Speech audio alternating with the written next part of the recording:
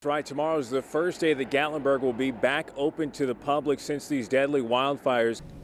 Beth, good evening. We haven't gotten an update on the condition of that officer, but I can tell you Blount County Sheriff James Barong has just arrived on the scene. Shortly before him, there was a police escort of a number of black SUVs bringing this deputy's family here to UT Medical Center. This windshield right here was clear about half an hour ago. Look at all this snow. A lot of what was snow is now ice.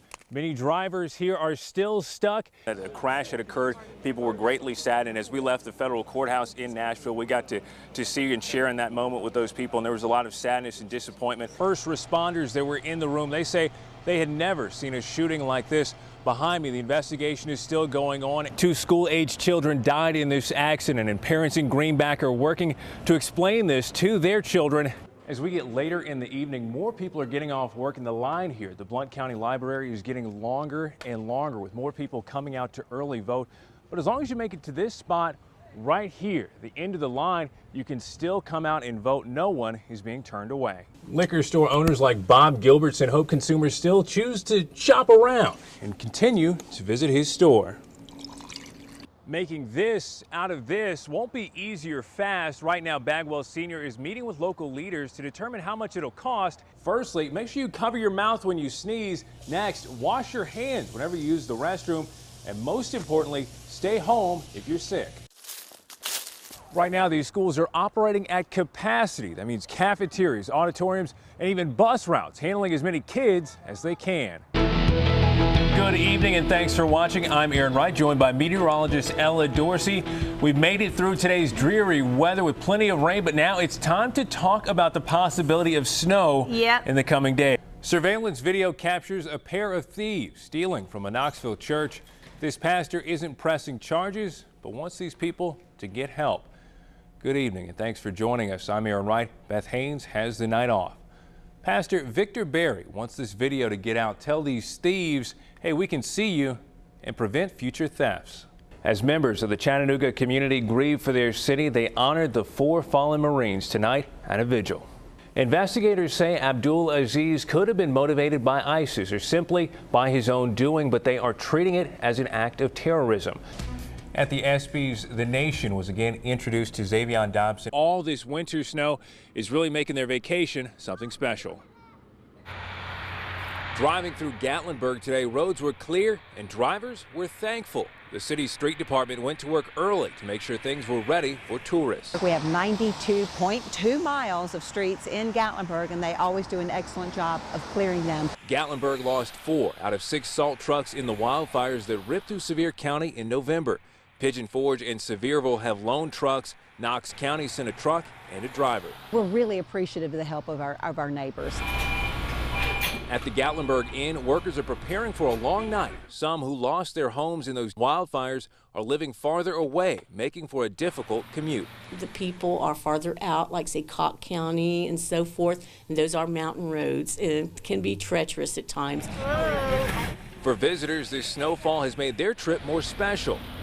It's gorgeous. You know, we don't see this back in South Carolina, so it's really cool, really neat. And help turn family time into lasting memories. We're here on Monday, and we're supposed to be leaving actually today, and we decided to extend the vacation to enjoy the snow over here.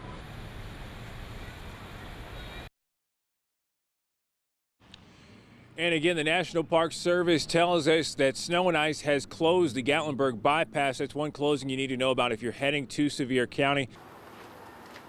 This school year has meant big changes for one small school in Oliver Springs.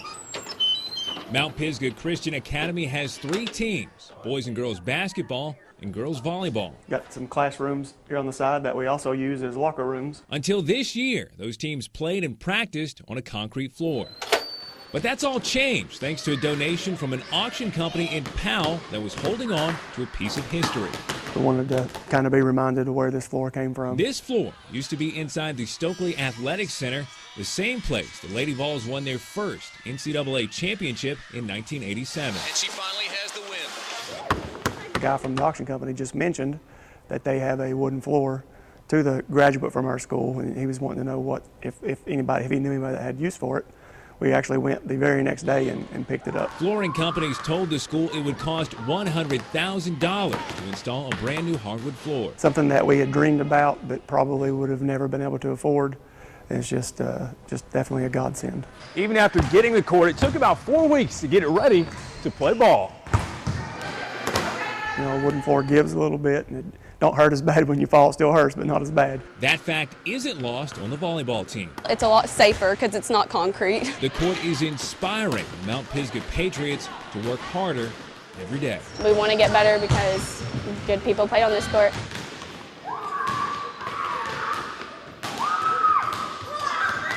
Trying to, geez Louise, we just had an explosion there. That was the scene last Thursday as Knoxville firefighters arrived to put out a fire at Homburg and Kingston Pike. News of the fire spread online as thousands tuned in and shared videos of their own. Structurally unsafe, the building had to be knocked down after the fire was put out. Online, one of the biggest questions was why it took so long for firefighters to reach the scene. Knoxville Fire Department Captain DJ Corcoran says fire engines arrived 3 minutes after the first call came in. It was pretty much a defensive fire. You're not going to go into something like that until you knock it down and see that it's under control. The cause of the fire has been placed on a space heater. A lot of times you'll see these on job sites. They're cylinder-looking heaters, and they run on propane, run on kerosene, and they throw the heat out the end of it, kind of like a jet engine almost. Corcoran says used correctly, they're not dangerous and urges people to follow the manufacturer's guidelines. After seeing the video, Corcoran's biggest concern was construction workers going back inside the burning building. What's the danger in people running in and out of an active fire like that? Whether it's residential, commercial, or a building under construction, don't do it. It's not safe. That's the same concern shared by CrossFit Bearden owner Joe Townsend. I walked over to the window, and what I kind of saw was some smoke bellowing out of the far side. The fire was called in as the gym's noon class was wrapping up. My first thought was concern for the people in there. I mean, people were trying to move stuff out. One issue facing firefighters was closing off this busy street that connects a number of businesses, and that some people take a warning to stay away as an invitation to come see the action. They don't mean any harm. They're just curious and don't realize that sometimes that slows us down a little bit.